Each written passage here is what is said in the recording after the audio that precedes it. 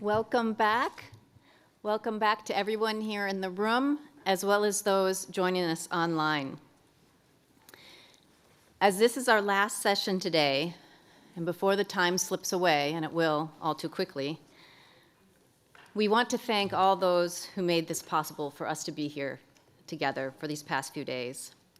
So a big thank you to Lisa, her team in events, to Jane and her team at Proof of the Pudding, Brandon's team on production, Ramiro's team in finance, Deanna's team in communication, Soya and Rennie, I saw you running around, all the interns and volunteers, colleagues from the Democracy Program, including Avery and Beth, all of the Human Rights Program team, whether moderating a panel, facilitating a discussion, or interviewing defenders. A particular thanks to Jason and Lauren. And the woman who worked tirelessly behind the scenes to make this all come together so beautifully, the Human Rights Program Assistant, Faiza Badmus Basari. Thank you, Faiza. Would you stand up, Faiza?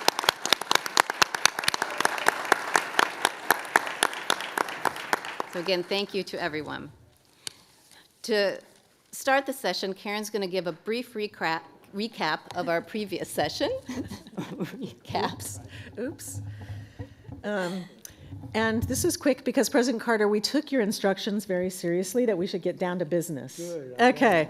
So we said very practical, and I'll just do it really quickly. Raja from Syria talked about the dream of the Syrian people for freedom and democracy in Syria that led to the protests, which then led to the conflict. What she's asking for is help to ensure that women are in the peace process, not just at the peace table, but in the Constitution. So we promised to get her together with our Syria colleagues who work on Syria to talk about how that might be possible. Ilham spoke about Iraq and the very dire situation there. About women also wanting to be a part of the solution in Iraq. And I mentioned that the Women, Peace and Security Act is now law in the United States, and President Carter actually was active in getting that law passed with the Congress, and that we should push the U.S. Congress to implement the Women, Peace and Security Act in Iraq. We had discussions from several people about movements, especially youth, that are rising up everywhere. They don't fit in the box of the NGO or the human rights organization, but these, one speaker said, these movements are popping up like after a drought and there's a rain. Halidou said, after the rain, these mushrooms pop up everywhere. These youth are popping up to lead these movements, and we have to figure out how to support these movements in new ways. Marianne actually gave us some very practical advice about how to support movements by listening, by accepting risk. One problem is financing can be very complicated, and so for movements, financing a movement can be very difficult with all the laws and the auditing requirements. So this is something we have to learn to deal with, but not to abandon. We also talked about the importance of that sovereignty is sometimes an excuse for violating human rights. We've got to figure out how to protect human rights defenders inside their country, but also outside their country. We talked about human rights education, that telling people, explaining people about their human rights, helping them learn will empower them to claim their human rights. Hajara Telly told us we must pray to God to give us strength. We agreed that we pray for strength and then we act together. Claudia from Guatemala talked about the importance of the UN and the various systems that we have to strengthen. And President Carter, I reminded the group that we worked a lot in the 1990s on strengthening the UN human rights system, and we'll have to do more. And our guest from the UN helped us think that through. I just didn't want to give up the chance to tell about Ramesh's report from India, that there's a foot march underway that started already, and it's going to be going through India for 3 months, and eventually in October of next year, we'll reach Geneva. So for a year, there will be a foot march. This is one of those movements we've been talking about calling for land rights in India. He'd like us to help and to help amplify the call for a decade of peace, where we could really mobilize around the ideas of peace. So one of the questions raised to us from our partner in Nigeria was that Muslims feel increasingly threatened by smear campaigns, and she pointed out that criminals are criminals no matter their religion. So when a person commits a criminal act, they should be considered a criminal, not a religious criminal. And I told her about our the good work the Carter Center has done on Islamophobia, and that we should do more on this. I know I missed some, and there's plenty to talk about, but you'll get the full report of that discussion. But I just want you to see that it was very practical, and we're going to continue in that vein here in this final session to bring very practical suggestions forward. Thank you, Karen. Yes, before we continue the discussion with the defenders, President Carter, I will read the statement being issued from this year's forum. The Carter Center calls for global solidarity with activists facing increasingly violent retribution for their work to advance human rights and peace worldwide. The 12th meeting of Human Rights Defenders Forum took place October 12th through the 15th and brought together activists from 28 countries. There was a special focus on attacks against female human rights defenders and peacemakers who face even more severe violence than their male counterparts. According to the United Nations Special Rapporteur on Human Rights Defenders, threats and attacks against activists have increased in recent years, with 431 documented killings in 2017 and 2018. Activists have reported that attacks against them and their colleagues continue unabated because the perpetrators are rarely held accountable. Former President Jimmy Carter has a message for those activists taking great risks. I want every human rights defender and peacemaker to know that their work is essential to overcoming the present crises vexing our world, he said. We must combine all our efforts to offer meaningful solidarity to those on the front lines of the struggle for human rights, climate justice, and peace. Forum participants call on local and national governments and international organizations to increase efforts to protect activists who are threatened and attacked. So, offer activists political, moral, and physical support in times of crisis. Create robust programs to support women activists. Stop impunity for violators. Hold accountable those who attack human rights and peace activists. Also, increase meaningful long-term support for their work. Activists report that the difficult work of movements and civil society organizations is hampered by drastic funding cuts by previously reliable sources. In addition to issuing strong statements about human rights abuses, governments should also provide needed resources and other support.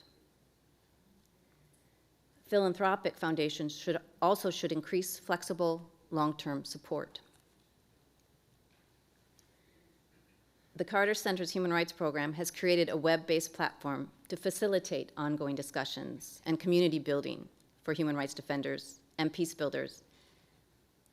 You can join us there at forum.cartercenter.org, and we hope to see you there soon.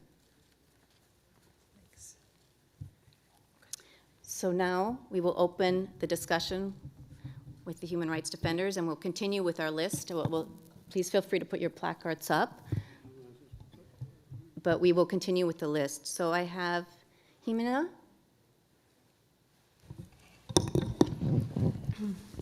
First, I want to thank the Carter Center once again for this wonderful opportunity and for all the wonderful work that you all do.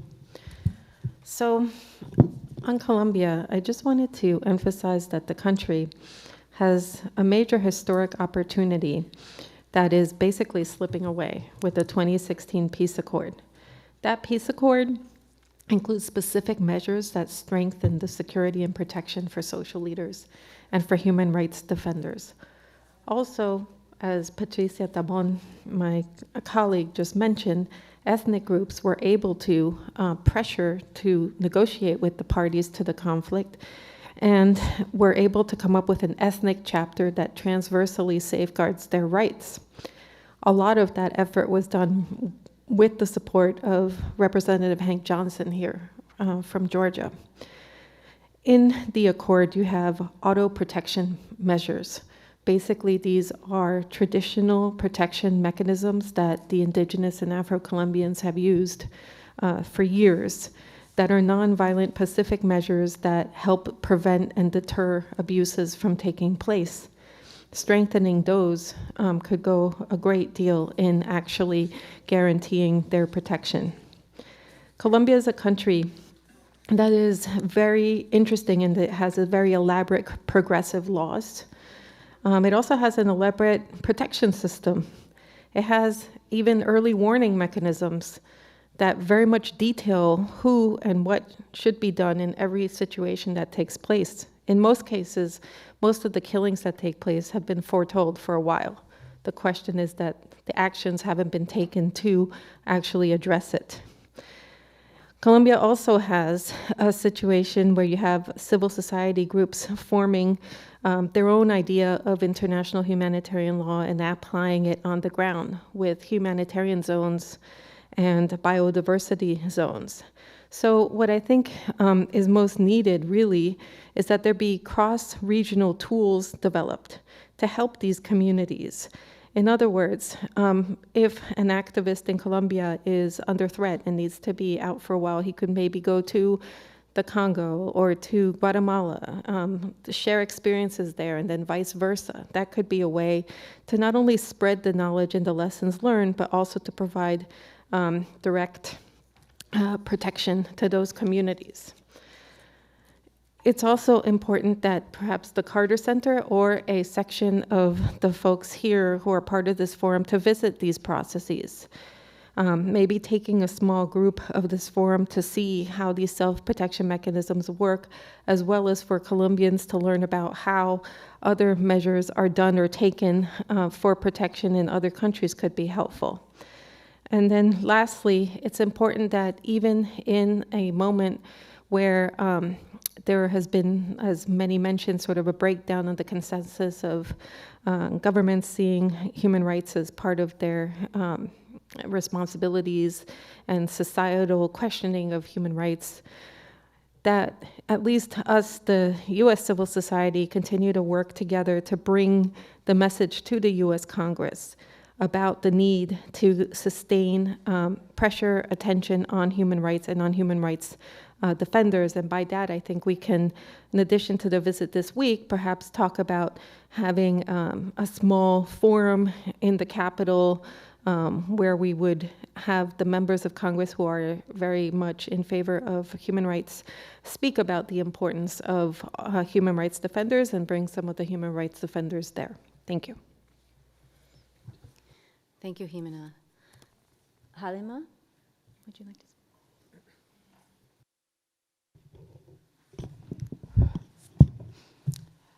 All right, good afternoon, everybody. I am Halima Ahmad from Nigeria, and our organization has been pleased to work with the CASA Center over the last few months on the research and production of an Islamic annotation of the Universal Declaration of Human Rights. Last year, we commemorated 70 years of the UDHR, and while efforts have been made all over the globe to promote and also to ensure that these rights are protected, it is also realized that several obstacles are on the way, especially sociocultural and religious norms. For Muslims, promoting and defending human rights is not expected to be a new phenomenon, because the Prophet of Islam, Muhammad, peace be upon him, was a human rights defender even before prophethood. Islamic history records that even before he received the message of prophethood, he was a member of a civil rights group called Hilful Fudul, whose mandate was defending the oppressed and opposing injustice in the society. Our work with the Carter Center brought together religious scholars from all over Nigeria to analyze the UDHR vis-a-vis Islamic perspective. And not surprisingly, we realized that there was a nexus between many articles of the UDHR and the Islamic provisions. And in the few instances where there have been differences of opinion among Muslim scholars, this exercise has afforded us the opportunity to start the discussion around these areas. And it is our hope and our prayer that these discussions would help Muslim scholars around the world to analyze these issues carefully, following the methodology of the Islamic schools of jurisprudence, and to come up with conclusions that are more in line with the higher intents and objectives of Islamic law, and those kind of opinions that promote mercy, wisdom, justice, and common good for all. Thank you. Thank you, Halima. Memory. Thank you very much. My name is Emory Bandera. I am from Zimbabwe, but working in the East and Horn of Africa sub-region. Our work involves mainly protection of human rights defenders. So we sort of have we put down the fires when human rights defenders are in need. Part of the work that we've been doing involves a lot of network building at different levels, at the national levels and regional levels.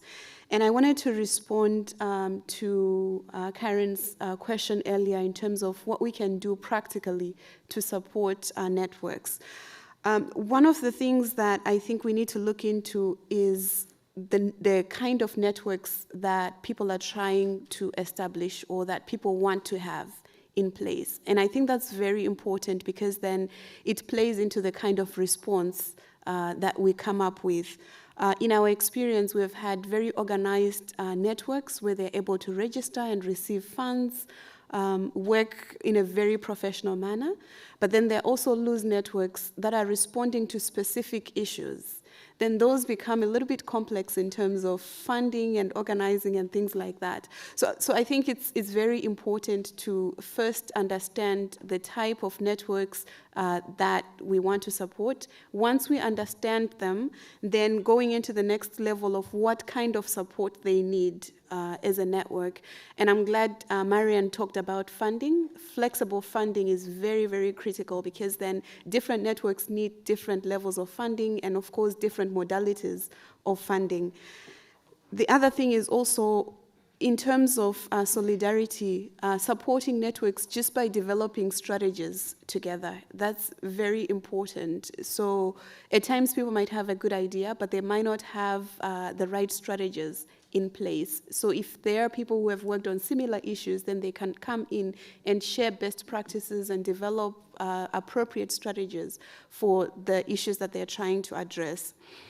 The other thing is also encouraging governments and missions to provide solidarity by having conversations with relevant governments within those countries. And that goes a long way, especially when you're working on very pertinent issues that people within that country might not be able to speak on.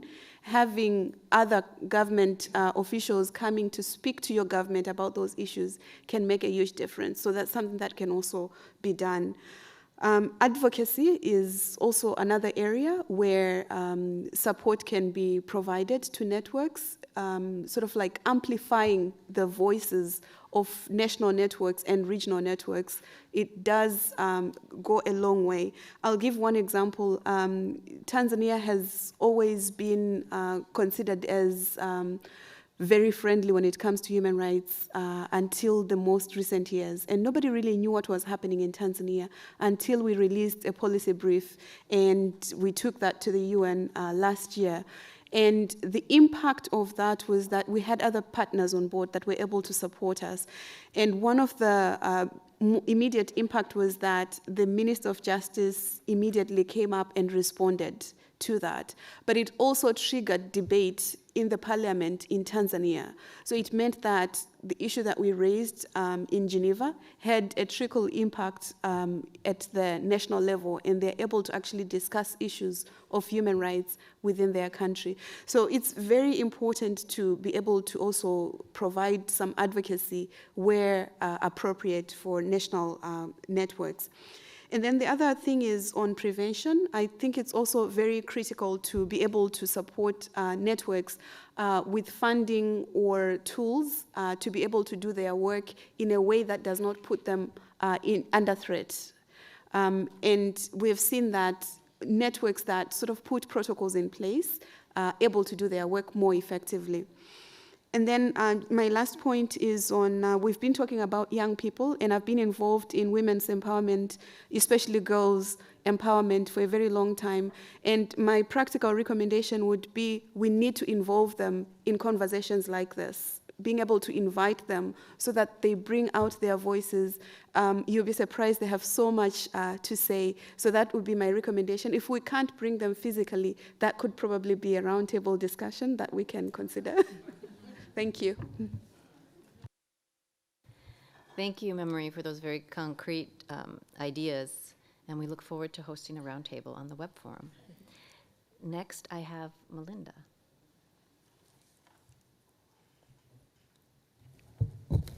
Hello. I started my career here as an intern in the Human Rights Program, and that was an unbelievable privilege for me, a working class girl from rural Maine, and now I'm doubly honored to be back as a participant in this forum. After and because of my work here with you and with Karen, I joined the International Civil Society Action Network, ICANN, to develop what I believe is a profound mechanism of solidarity, the Women's Alliance for Security Leadership, or WASL. ICANN, on behalf of the more than 60 WASL member organizations from 35 plus countries, several who sit with you here today and have spoken, would like to thank you, President Carter, for supporting us women peace builders whose work can be isolating and dangerous and exhausting, but is also inspiring and visionary and critical, as you well know, to achieving global peace and security and all human rights for all.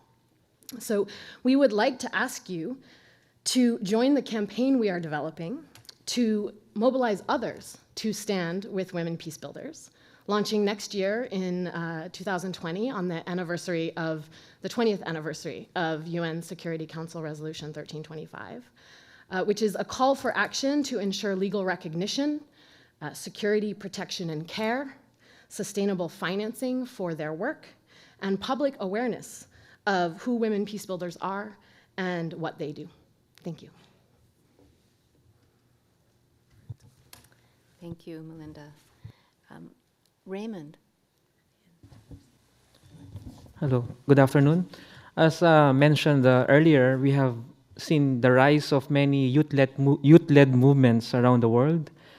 And these young protesters are speaking out and standing up, not just on the issue of environment crisis, but also, as presented in our reports, also on land rights, on democracy. And these young activists should be supported. And one consistent in their actions is most of them, all of them, are using internet tools, new media tools, not just for communication, but also in organizing and mobilizing these campaigns. So one concrete way we can support youth-led movements is to ensure that these tools, these internet tools, remain accessible, safe, and truly empowering. Because as we have seen, the internet can launch so many great initiatives like the #MeToo campaign and other apps protecting and giving safe spaces for women. But at the same time, the internet also unleashed so many terrible crimes against women, violating our privacy and leading to defamation, crimes against individuals. So there are several ways we can address this. One way is to ensure that more governments are pushing legislation not for cybercrime, but more laws on internet rights and access to information. Second is we need to engage tech companies, and many of them are here in the US, to ensure that their platforms are not used to spread fake news, hate speech, and privacy violations. And in many cases, we have seen how civil society are pressuring tech companies to develop their platforms. And in some cases, they are responding, but very slowly and inadequately. And during those slow times, many people were killed because of hate speech. So we need to pressure these tech companies that their platforms are being used to commit crimes. And another thing is we need to share the narratives and stories of young people, help them in translating their work and campaigns in our respective communities.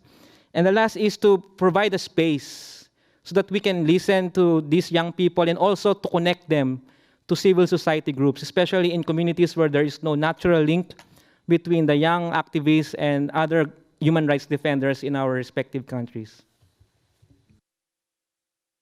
Perfect. Thank you, Raymond.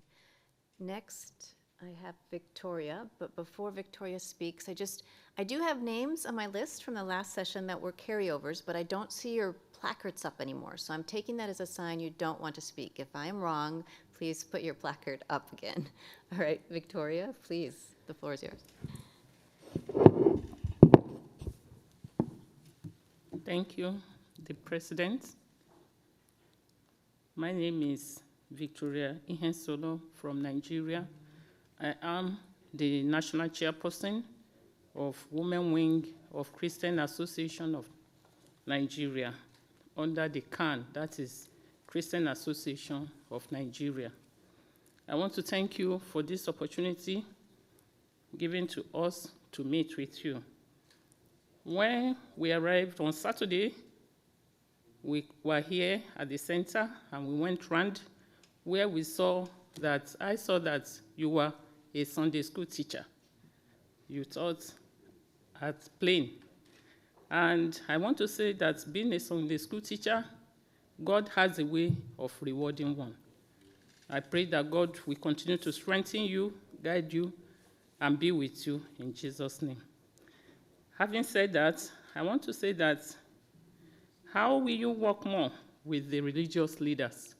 Looking at it that we need to bring more of them in, the religious leaders and the faith-based organization. There is need, because what we are talking about here is how to get peace. That is, there should be peace in the whole world. If there's peace, there will be no violence. These people, they preach about peace, and they have a lot of followers. And by the time we bring them more in, you discover that this, what we are discussing here, will be totally reduced. And I am using this forum, sir, to say that we should bring more of religious leaders and faith-based organizations in. Thank you. Thank you, Victoria. Next, I have Carol. Thank you very much, and good afternoon, everyone. And good afternoon, President Carter. I also have to confess that the Carter Center, I had my second job here, so it feels like a reunion to be back. I worked in Jamaica with the Access to Information Program on Jamaica's Access to Information Act for 2 years, so I'm also returning as a past employee. I'm here, though, today representing the World Resources Institute and the Defending Land and Environmental Defenders Coalition. As you know, about 3 environmental land defenders are killed each week around the world. So that is a huge number of defenders who are at the front line of the environmental movement, who are losing every week. It has caused us to work to try and understand why this is happening, and to think about prevention of attacks, violence, threats, stigmatization, and criminalization of land and environmental defenders. Earlier on in this forum, we heard from one of the colleagues here from Colombia that stigmatization is a first step towards assassination. And that was said at this forum here. So I think it's very important that we try and look at this issue of stigmatization. How does it happen? And it actually often happens with governments stigmatizing land and environmental defenders as well as companies. So I think coming from this forum, we really have to think about tackling this issue of stigmatization. How do we call out governments who are stigmatizing environmental and land defenders and recognize that they should be doing the opposite? How do we deal with this issue of criminalization of land and environmental defenders around the world? The UN Rapporteur for Indigenous Persons has indicated that it's mostly Indigenous leaders that are being criminalized. So I think as a very practical next step, we have to understand, do these Indigenous persons and other environmental defenders who are being criminalized, do we have resources to help them, legal resources? Do we have legal funds that actually support all of them around the world? I don't think we know. And I think the first step is knowing that and then getting the resources to support them. The second thing I want to say very quickly is I believe the Carter Center has worked so hard on peace building around the world. We have thousands of environmental conflicts. How can we translate some of that peace building work into supporting government institutions and civil society in building the expertise to deal with environmental conflicts? We just don't have enough experts on peace building and conflict resolution of environmental conflicts. We just don't. I've worked for years and have met a very few, I could count on my hands the number of peace builders who work specifically in the environmental area. So I think that's an area that the Carter Center could really help us with thinking through how we build skills around the world on dealing with those kinds of conflicts. Thirdly, very quickly, I know that you are an environmentalist and a bird watcher. I know that that's a joy in your life. And the new Escazú agreement in Latin America and the Caribbean on environmental democracy really offers us in the region hope. It offers us hope and change. It deals with 3 access rights: the right to information, the right to public participation, and the right to access justice. We have 24 countries in the region that last year adopted this agreement and said that they want to change the way they deal with environmental conflicts and protect environmental defenders. It actually has a provision on the protection of environmental defenders. However, we have a number of countries in the region who have not yet embraced the idea of the Escazú Agreement, and we really would love for you to be a champion of the Escazú Agreement, to speak to leaders and tell them this is a real opportunity for them to sign and ratify the agreement so that it comes into force next year. We need 11 countries for it to come into force, and so far we have 6. So we have 5 more countries in the region that we really need to galvanize political will, to take an action of hope, to take an action of inspiration. Lastly, but by no means least, I know you also have concerns about climate change. The world has to be concerned about climate change. I think we've recognized that there are over 100 companies that have the greatest responsibility for climate change. Many of them, unfortunately, are in the US.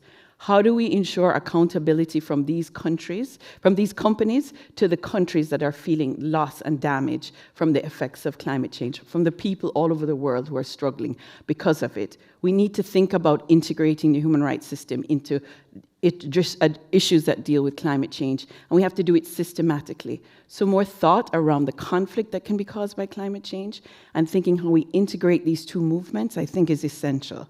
Thank you very much. It's my pleasure to be here. Thank you, Carol. Andrea. Thank you, and thank you very much to the Carter Center for having us. We heard about the need for stronger political support, and by a few participants, and also just now, Emory was mentioning how we go sometimes to some states and ask them to raise human rights issues in other states. Yet we always go to the usual suspects. We approach states from the global north, we go to the UN. And I think as a global human rights movement, maybe we have not put enough efforts to try and encourage other voices. There are some other countries from the global south that adopt positive positions in the multilateral level. Can that be translated into action at the bilateral level as well? We heard that Côte d'Ivoire, for example, now has accepted a human rights defenders hub, which is a shelter for human rights defenders at risk. And the same country in 2014 passed a law on the protection of human rights defenders. if some of these defenders that are hosted and sheltered in Abidjan then go back to the country and they are at risk, can we push Côte d'Ivoire to raise the issue bilaterally with the country where they come from? And this is, of course, just one example. The point being, should we broaden the horizon? And there's been some efforts by different groups along these lines, but it requires a much more intensive, significant an effort over time. It is something that requires, yes, sustaining over time and building relations. And I think we haven't done that enough. So perhaps it's something the Carter Center with others could perhaps consider. Thank you. Thank you. Naima?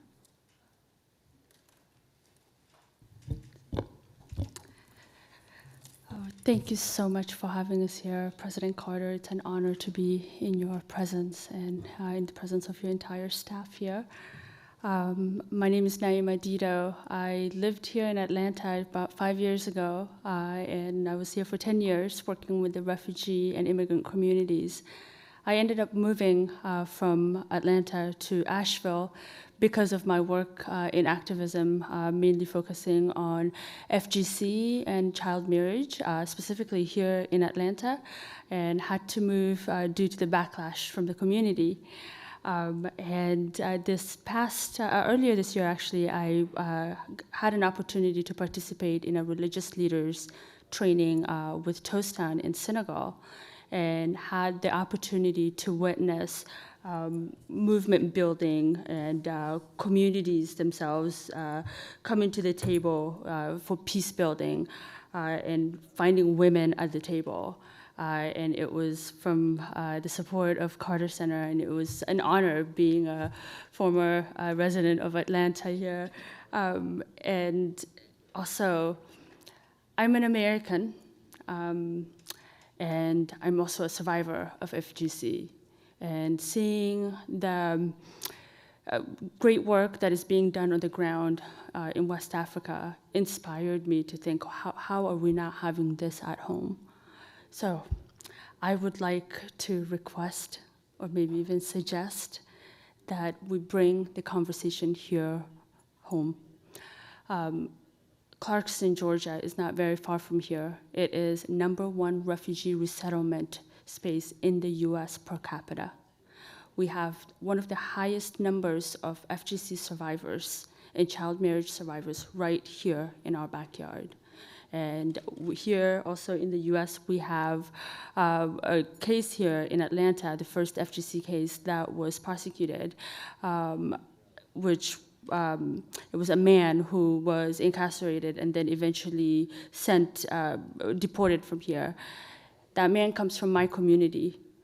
I know for a fact that he did not cut his daughter. And unfortunately, because the legal system was so hungry for prosecution, they prosecuted the wrong person. We tried to speak up, but because he admitted to it to protect his mother and his wife, nobody heard us. And the perpetrators are still with the children. And Toastan has done a great job to approach communities in a very respectful way on issues that are taboo and very sensitive to discuss. And I have learned a great deal from them, and I am hungry to see this come home. If there's any way we can bring this home, I'm not even talking about the whole nation, I'm just talking about my backyard here in Atlanta. Let's start here, and that would be a dream come true for me. Thank you.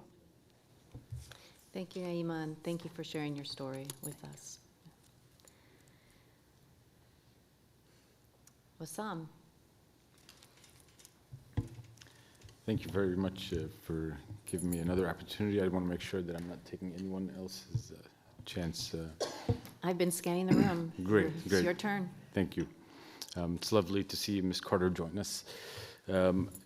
For this session, I wanted to give practical examples to really get the wheels turning. And one of the issues that has come up consistently is the issue of corruption. And I think the issue of corruption is across the board, whether it's in the developed world or the developing world. And corruption is as an abstract term. I think it's not enough to understand it in its totality. We need to understand the system that incentivizes corruption. We need to understand there's a corruptor, there's a corrupted, there's a corruptible, and we need to understand that system as a whole to be able to challenge it.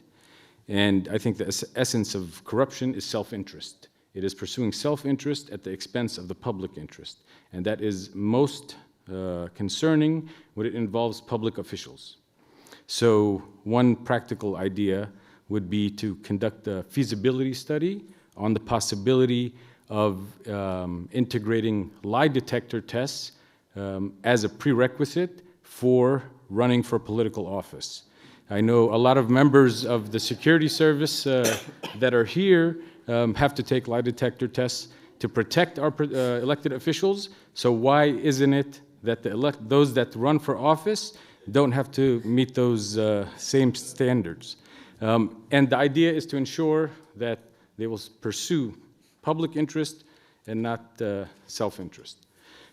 The second idea is to integrate science and human rights by inviting mathematicians, chemists, psychologists, biologists, physicists to come and join our discussion and feed into it. Recently, the Nobel laureates in economics were addressing the issue of poverty. Ask them to put on the hat of a CEO and see what they might come up with. And this contributes to starting to think outside the box to develop what I call a human rights-based economy.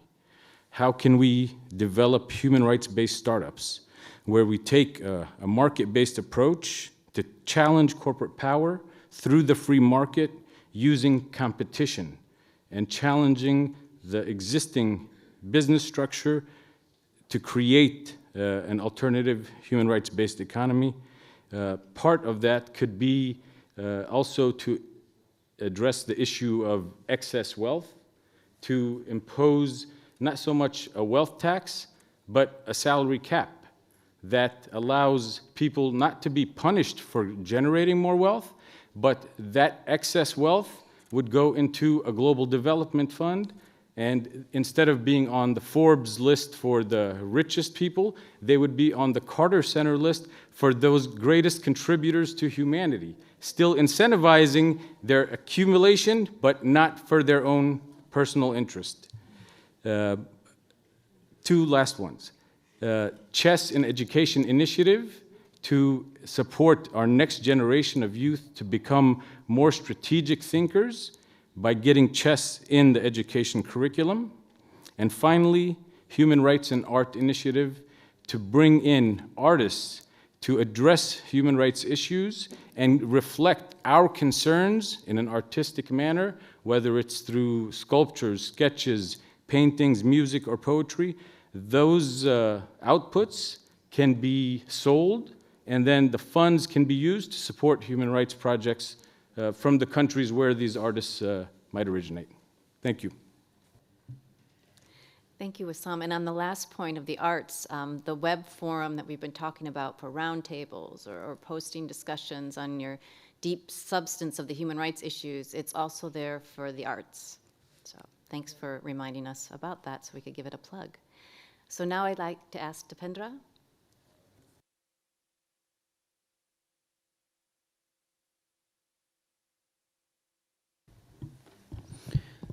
Thank you, President, and also thank you for visiting Nepal during election. And I think after election we have two important work still to be done, in my opinion. One is addressing past human rights violation cases of conflict era. So that transitional justice mechanism has not been able to successfully deal with the past era cases. That's one agenda that we see as important. And second is implementation of federalism, that even after election we feel that, we find that the right to devolution of power, decentralization of power has not been happened. So there are two important work still needs to be pushed from your level. I'm a human rights lawyer practicing at court basically, And we feel like a different kind of social movement we have started in Nepal. And if those, though small scale of movements, but recognize at this platform or this level of recognition, that will protect those kind of social changes efforts. Like a study I mentioned about one of the small effort that we have started called we apology campaign, we are sorry campaign. So this campaign basically we design to accept the privilegedness that we get by being in the upper class, by being in the upper caste, by being male. So recognizing the past injustice for restoring the dignity of those who face discrimination. And this campaign, we faced a lot of heavy attack in Nepal from the powerful status quo basically for disturbing the existing social order. So if those kind of social movements could be recognized at this level of platform from your level, could sustain in my opinion, and could be a change agent in our part. So maybe when you visit next time to Nepal, you can think about that. And in our parts, when we say American president, they know only two, Abraham Lincoln and you. So you are very much popular, though, yeah, still people know you as American president. So that's, I think, if there could be some effort for Human Rights Award for social movement, the Carter Award for Human Rights, those kind of effort could be started, in my opinion. Thank you very much. Thank you, Defendra. Stacy?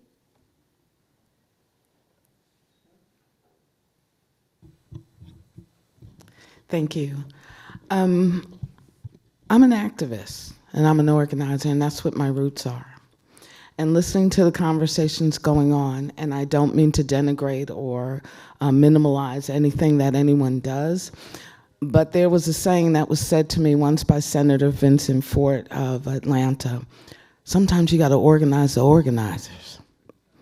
And I think that a lot of things that I have heard in the conversations go back to basic organizing techniques that we're asking the question that we should be asking of us. The people we are looking for to do some of these things are us. If you lead an organization and you don't know where the people are in the communities, you have to get out there and you have to learn those communities. I don't expect the Carter Center to do that. I expect the organization to do that. And there's another thing that strikes me, that we are operating under the presumption that we are dealing with systems that are operating nominally. We are not. We have systems that have been perverted by corruption. We have components in the system that are not going to produce the results that we look for. So in the terms of speaking in social justice, we cannot forget the political side of it, and there is a need for some of us to be those components, to be the mechanisms, the delivery mechanisms to bring those solutions about. We have to find and play our parts. And in terms of protecting human rights defenders, when I went up against the state of Georgia, and I have to admit that in light of what I've seen and heard, I have privilege here in America. What I saw in those videos, those atrocities, if, we get tear gassed here and we're crying. And so for me to recognize what is going on in other countries and then recognizing what I deal with here has humbled me. But it also brought a need to me to look back to the past, to the civil rights movement. When we talk about the physical protection of human rights defenders, we must look to Harriet Tubman and the Underground Railroad, and we all can be one of those stations on that railroad. In terms of other protections, when I took on the state of Georgia, I did face some blowback from it. I had surveillance for months at my house. No one came for me. There was no ACLU to protect me. You know who protected me? My neighborhood. My neighbors would call me, "The police are on your block, Miss Stacy. Do you want us to go out and offer them coffee?" We started knocking on the windows and offering them coffee and breakfast in the morning.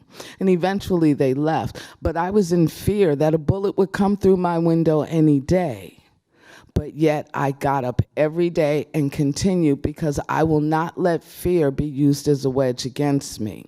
And I do not want to see us go underground because of fear. We must be fearless. We must be courageous.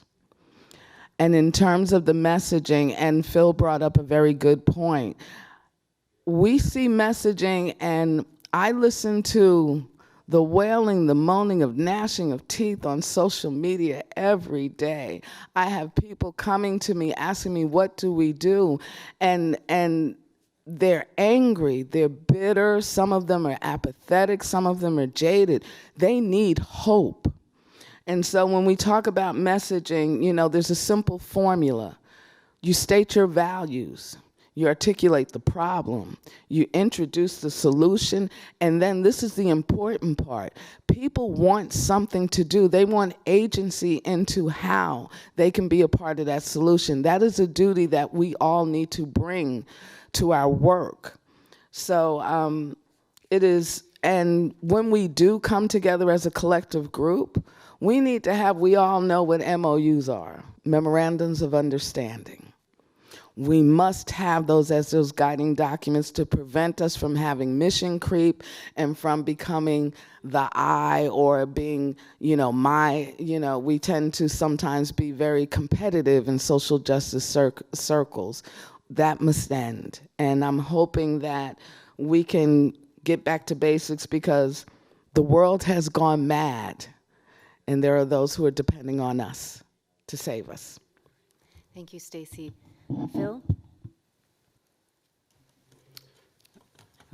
Thank you very much, President Carter, and the Carter Center, for all you do and have done for more fair and inclusive communities and a safer and more just world.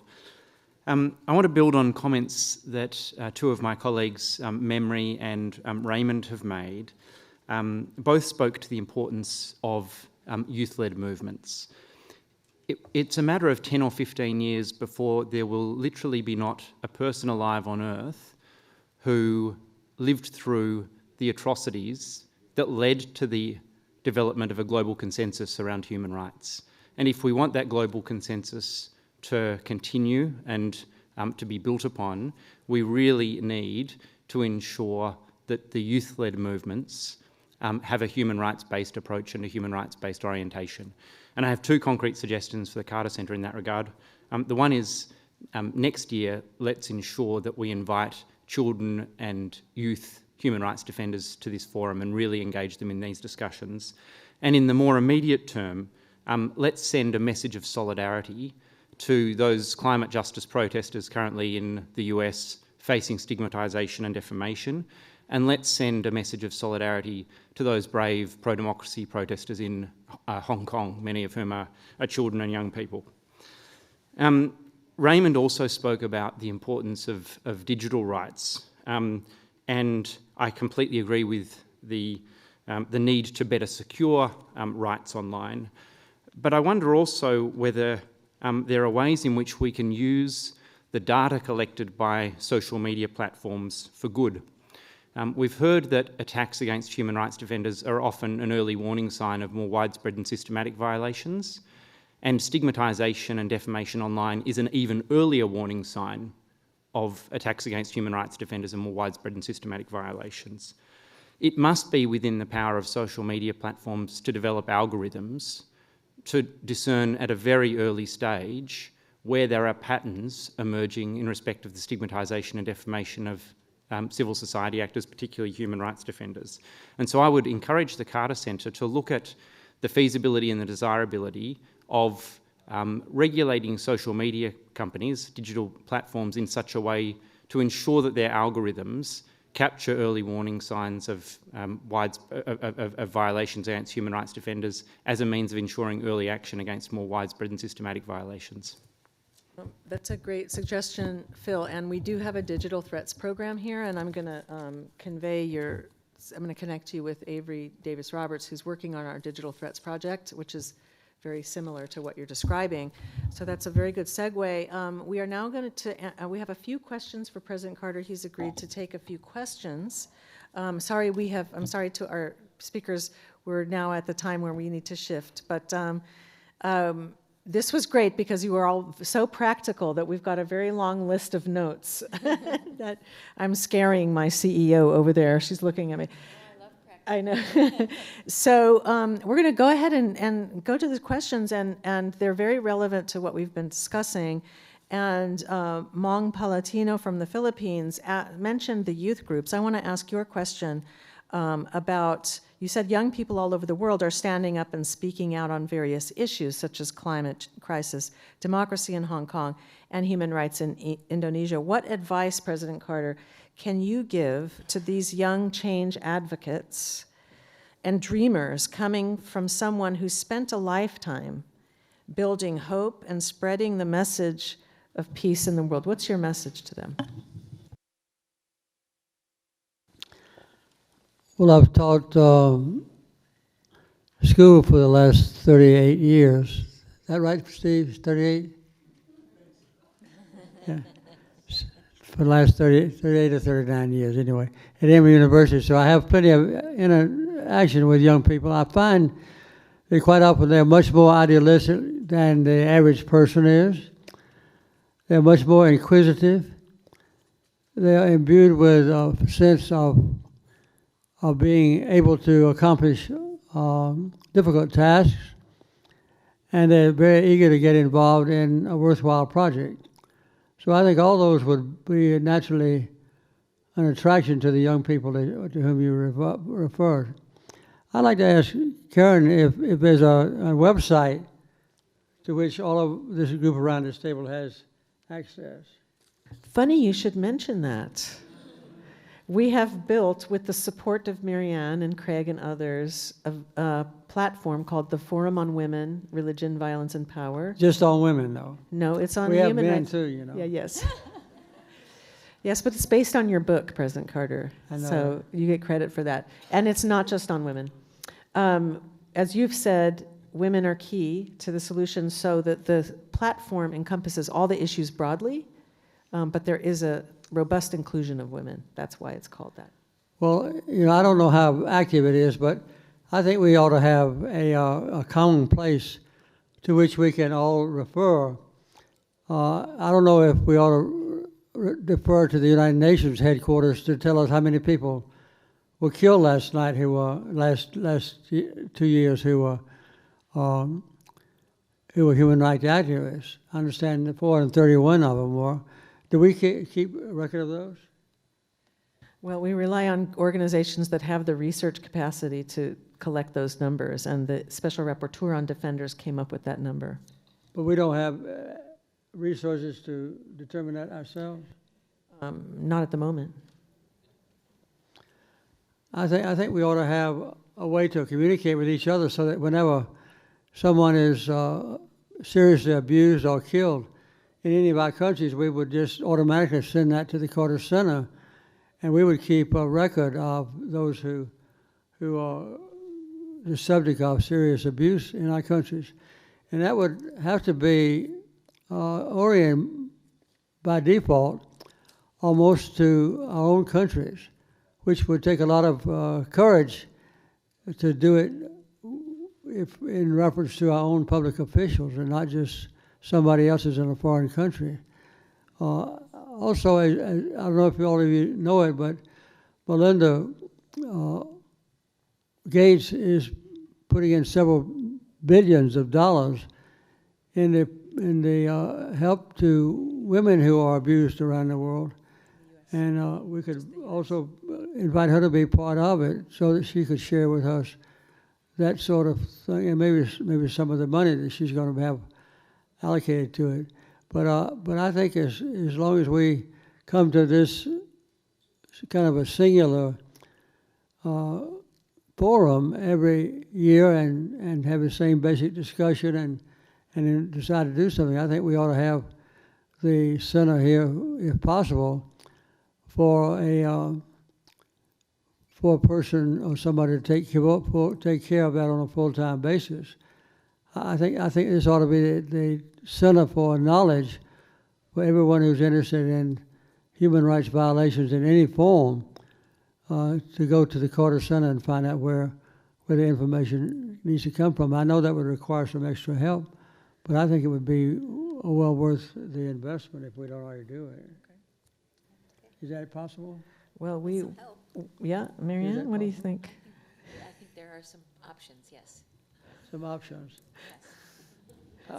How much of the options depart from my suggestion? Oh, no, I think we can become a repository. I was just thinking, President Carter, that we could become a repository not only for numbers but narratives, and then disseminate those. Because as Karen said, I think there are other people who can count, but perhaps we can tell stories. But Karen and I will talk about this as well. Well, I think we not only ought to talk about it, but I wish that we would do it, because I don't see any genuine and tangible follow-up to our meetings we have. We always have very exciting and challenging and inspirational ideas when we get here, but sometimes we go away and don't see each other to the next year. And I think if we all had access to the same website, when it would be possible for you to do it with impunity, so you won't get actually hurt because of it. As I said earlier, this would take a lot of courage on your part in your own country, say, where human rights are deliberately violated and activists are singled out. But to the extent that we could do it, I wish we would do it. And I would say that the entire human rights activist organization around the world would soon find that the Carter Center would be the repository for information and sharing of experiences in the human rights field. And I will help get whatever funds would be necessary to Thank you, sir. implement it. If Laura and What's my name? and Sharon would have. Yeah, I think what I'm hearing, this is very possible, because human rights defenders are working and can communicate with us. And so I think what we need to do is find a way to create communication that's clear. And the issue always is that there is a muddled narrative and these numbers get lost in the press. So what the Carter Center does have is a name and a reputation. And so for us to be able to say, we are receiving this information and we want to let the world know this is happening, that will carry a lot of weight. So we will follow up with each other to make that happen. When Karen and I first started the human rights organization here, that's what we did. We would get reports from abusive oppressors in government, and we would first get the Emory School of Law to investigate the case to make sure it was accurate, the report that we had. And then I would generally write a carefully constructed or composed letter to that leader and tell them that we knew that we had reports that such and such a report was accurate, and we knew that that was not the custom in that country's government to abuse human rights offenders. And if it did not apply to that country, I would like to know so that I could clarify the record. And so it was amazing, surprising, I wouldn't say amazing. It was amazing how many of those dictators would sometimes release a group of journalists or lawyers or whomever they were persecuting at that particular time. You remember those days? Yep. Well, anyway, I'd like to see us do something like that again. Noted. If that would be possible. Okay, we will follow up. Well, if you run into insurmountable obstacles, let me know. I'll call you. Now, so I don't know if I'm going to take your questions all afternoon, am I? No, there's a couple more questions. Okay, go. I'll try. These are from CNN. We have a question from CNN. From Lindsay Benson, producer at CNN. Mr. President, pro-democracy demonstrations have been going on for over 4 months in Hong Kong. Do you have any comment on the current situation, particularly as relates to human rights? Well, I think the basic question for those people in Hong Kong is to help ensure that they'll retain the basic human rights which all of the rest of us take for granted in our own countries, perhaps. And the Chinese are equally determined that none of their constituent groups, either Uyghurs in the far west or those people in Hong Kong or in other places, have those basic rights. So that's a basic conflict between the Chinese government itself and one of our constituent groups. And I don't know the answer to it because I have been very close to the Chinese government, and I used to go over there every year, as a matter of fact, to talk to them about their human rights abuses. And I would make completely unrestrained speeches in the basic universities, or particularly those that train the foreign policy officers for the government. So I had unimpeded access to the minds, at least, of many of the young people back in those days. But I think now that we see what's almost a deadlock between the Hong Kong people who won't have basic human rights and the Chinese who don't see this as conducive to the continuation of our government itself. And I think that this is something that needs to be resolved. I think so far the Chinese government has been remarkably restrained. And I have written to the leader of China, whom I've met several times early on before, once since he's been the head of the state, and others when he was being considered. I met with him 4 times before he became the supreme leader. But I think additional support from us, including me, to Xi Jinping, would perhaps induce him to continue to be reticent as far as the use of force is concerned. I don't know the answer to the question, though. There's a basic discussion between their communist government and all of the constituent groups that comprise China. Mm-hmm. The last question, then we'll let you go, is about the Equal Rights Amendment. There are 2 efforts, one here in Georgia, the state of Georgia, and one in the Congress to remove the deadline that was in place, right? And there are just a few votes short. We did that when I was president. Right, and we were just a few votes short in the House. I think it's 211 right now, and we need 218 for the House to pass an extension of the deadline so that the process for ratification can continue. But there's also, that's in tandem with the effort here in Georgia. We're trying to get the Georgia legislature to pass the Equal Rights Amendment, to agree to it. So what would you ask the state of Georgia to do, and what would you ask the Congress to do? Well, I would really like to know what the status is in Georgia. I have not been kept abreast of it, and I'd be glad to get abreast from you and find out what we are facing here, and how many of the members of a state legislature and also a congressional delegation might be susceptible to persuasion, or at least at all flexible on that. And if you do that, then we can get a letter drafted for all of them, and I'd be glad to send it out myself. Excellent. With my wife signing it too. That's right. And in the state of Georgia, there was a tentative effort recently. It's being reintroduced. There is a campaign here in Georgia to pass, so we will send you an update and see if there's any way you can help. I know the last time when it was defeated, the women were the ones that voted against it, and not the men. Yeah. Phyllis Schlafly. Yeah, Phyllis Schlafly. That's the last question, but there was one question that maybe you want to think about a quick answer to, which was, do you think that your focus on the poor might have had something to do with your defeat in 1980? Do you think that your focus on the poor? Well, that was not a very popular thing back in those days, with Ronald Reagan being my my opponent because he was one who publicly and habitually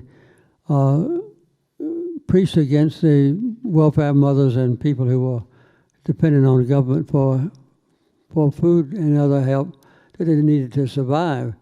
So I don't think it was a major factor. I think a much more important issue was with the hostages in Iran and some other things, but I think that was one of the minor factors, yes. Thank you, President Carter, and everyone here. That does conclude our program. And so the last thing is to thank you for taking and devoting your time away from your important work to join us together here. So thank you, and enjoy your dinner at 5:30 in the Cypress Room. We'll also notice which one of you sign up and which ones don't sign up for our website. Thank you, President Carter. Thank you, and have a good evening.